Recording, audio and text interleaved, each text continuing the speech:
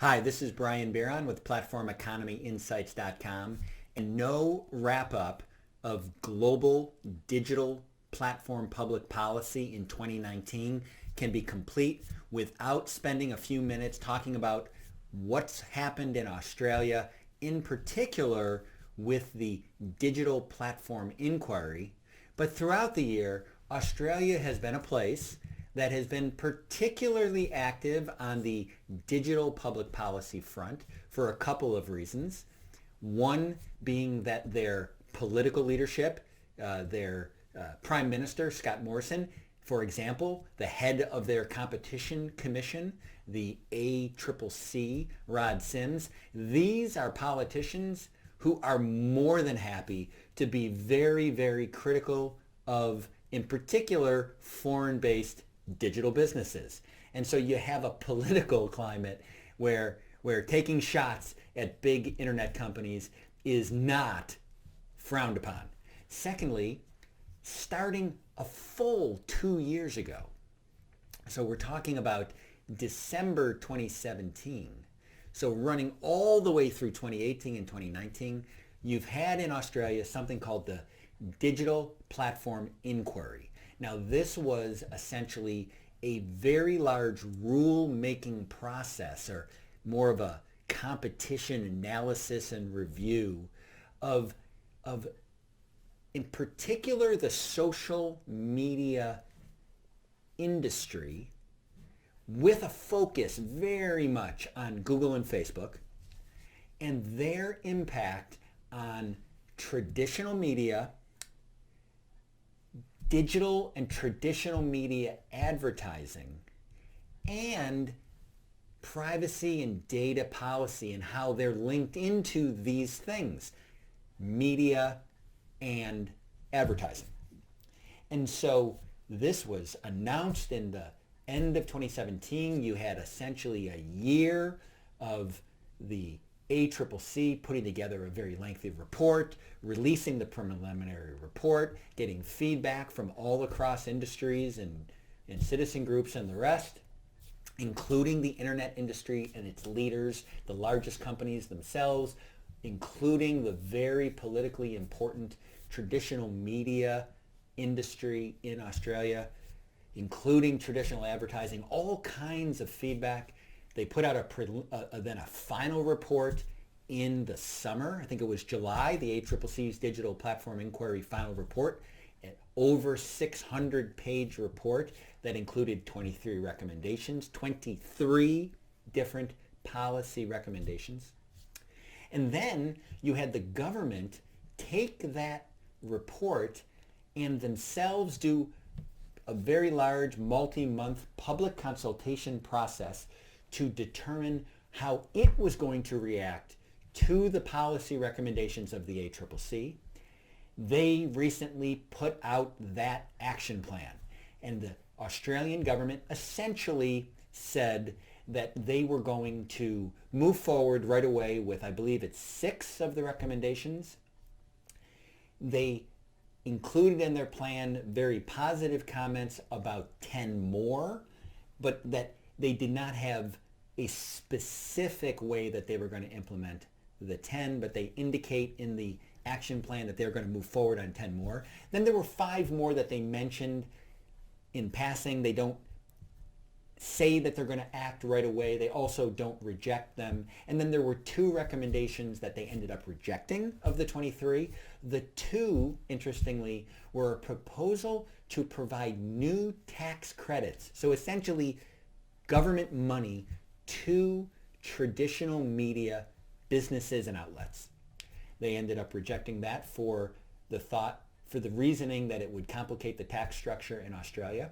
Secondly, they rejected a proposal to meaningfully change copyright and copyright-based liability for internet-based content.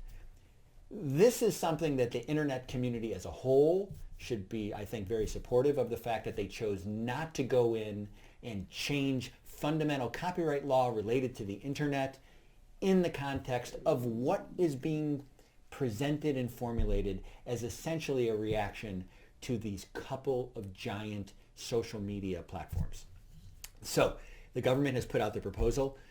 One of the interesting things in the proposal is essentially calling on the ACCC to moderate, essentially chair an effort to develop a voluntary, what's described as a voluntary code of conduct between the large digital platforms and, in fact, the traditional media industry in Australia.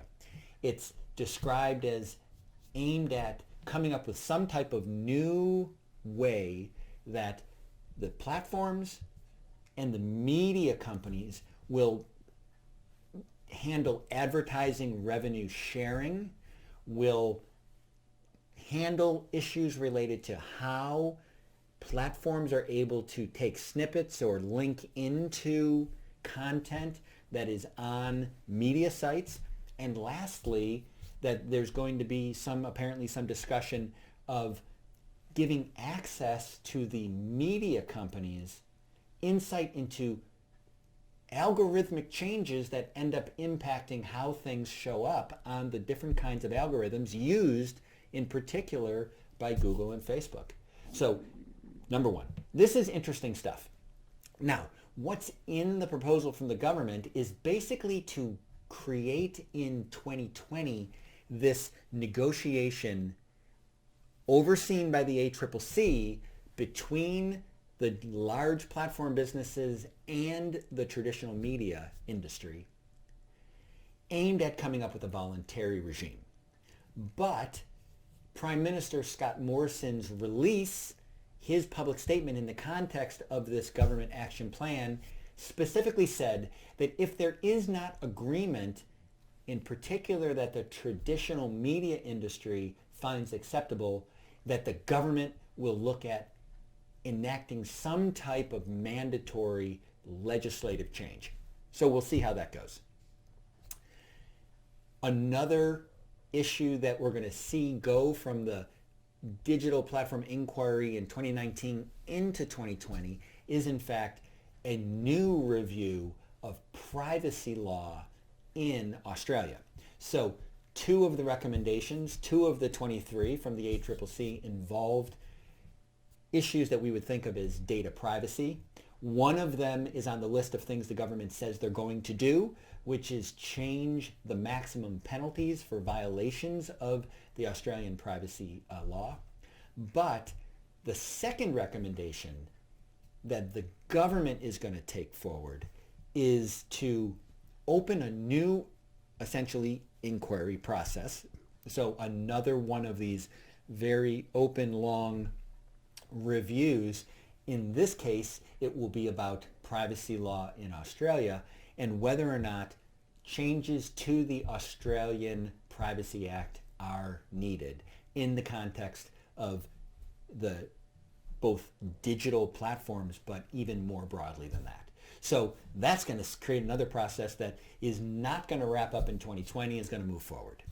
So this is a summary of what's happened in Australia. It is, to those of us who've been following this process from afar, it is very interesting to see this multi-year digital platform inquiry both come around and end up with a final sort of report and set of recommendations from the ACCC, and now also taken up by the government. We're going to see some concrete actions in 2020. It'll be interesting to follow those. I'm certain that they'll resonate both for smaller enterprises potentially operating as digital platforms, given the fact that Australia is a market that other sort of English language based smaller tech platforms may in fact have users. But more importantly, Australia has prided itself, this Australian government has prided itself on being in the vanguard of regulating the big digital companies. And so how they continue to move forward, I'm certain they hope has an effect elsewhere. We've seen it on taxes. We've seen Scott Morrison talk about this in the context of the liability that the large platforms have for, in particular, various kinds of hate speech and objectionable content on their platforms.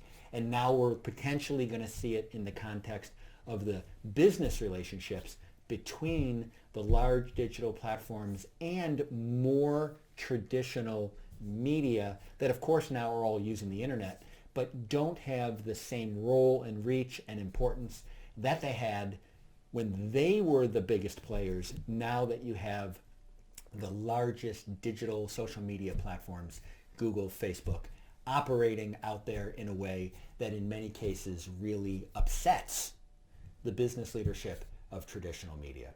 So this is going to be an issue going forward, but it's been a big year, and thank you for listening in to this briefing on platformeconomyinsights.com. Until our next briefing, if you have questions, there is links below to ask a question or follow our material on the internet. But until then, thanks for joining. This is Brian Bieron. Until our next briefing. Bye-bye.